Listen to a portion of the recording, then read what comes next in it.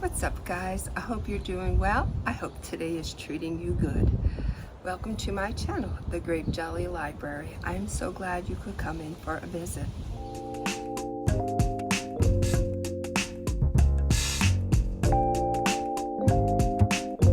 I hope you don't mind that I'm outside.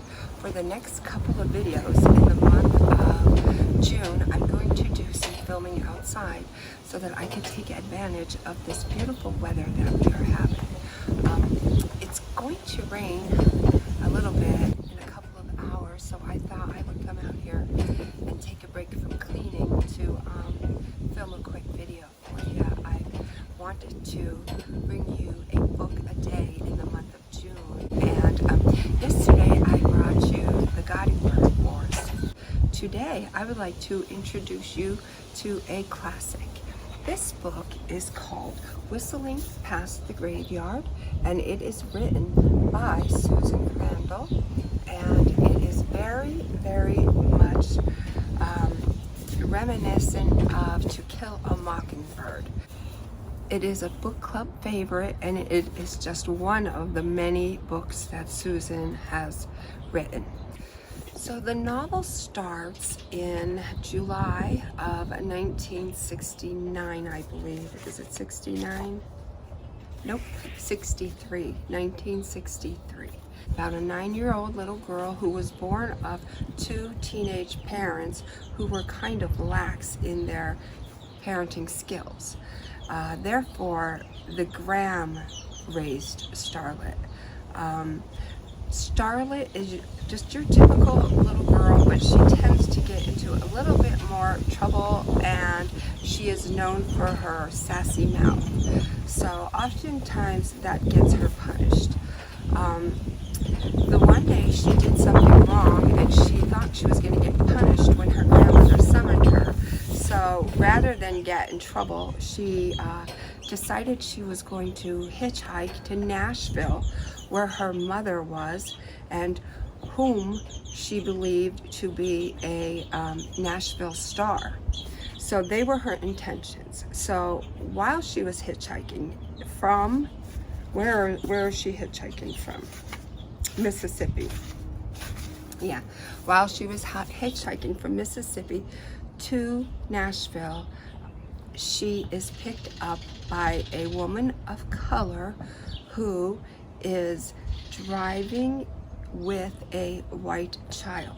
Now, I do not know what the significance of that is, but it is mentioned in other book reviews, and it is mentioned here. So I don't know what that pertains to, because I haven't read this book, but I am going to read this book in the month of June. Probably when I have 2 more books that I need to just tidy up, and when I do that, I'm probably going to pick this one up, because this one sounds like a charming little book, and it also sounds like just the perfect kind of book that I am looking for pertaining to this time of year. I am very much a mood reader, and I think if I read it in the month of June, I will get all the vibes, since it's set in the month of July. All right, so I'm just gonna read you a little bit about this.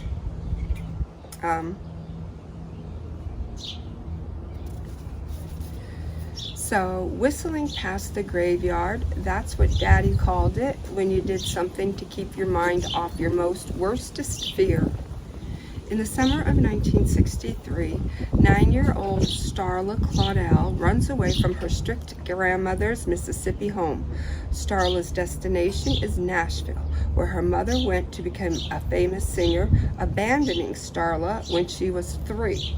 Walking a lonely country road, Starla accepts a ride from Eula, a black woman traveling alone with a white baby. Now, on the road trip that will change her life forever, Starla sees for the first time life as it really is, as she reaches for a dream of how it could one day be. All right, so that is just a little synopsis, and I'll see if I can hook you in. I'll read you the first page. July 1963. My grandmother said she prays for me every day, which was funny because I'd only ever heard Mamie pray, "Dear Lord, give me strength." That sure sounded like a prayer for herself, and Mrs. Knopp in Sunday school always said our prayers should only ask for things for others. Once I made the mistake of saying that out loud to Mamie and got slapped into next Tuesday for my sassy mouth. My mouth always worked a whole lot faster than my good sense. Don't get the wrong idea.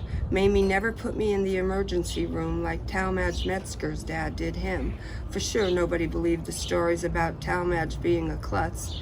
Truth be told, Mamie didn't smack me as often as her face said she thought I needed it, so I reckon she got credit for tolerance. I heard it often enough. I can be a trial.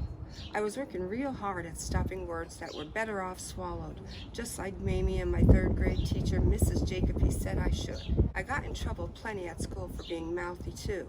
Most times I was provoked, but Principal Morris didn't seem to count that as an excuse. Keeping one's counsel was important for a lady in order to be an acceptable person in society. Not that Daddy and I thought I needed to become a lady, but it meant a lot to Mamie, so Daddy said I had to try. Anyway, I'd only be about half successful and had been on restriction twice already since school let out at the end of May. Once for sass, and the second time, well, I don't count that as my fault.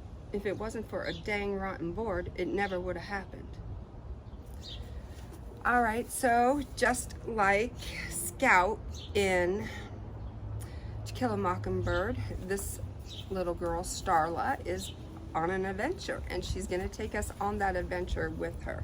Two things I am not, two things I wish I were: tropical and southern. So this book is going to help me to recognize my inner southerner, and I think it's going to be a lovely, charming, light-hearted, whimsical,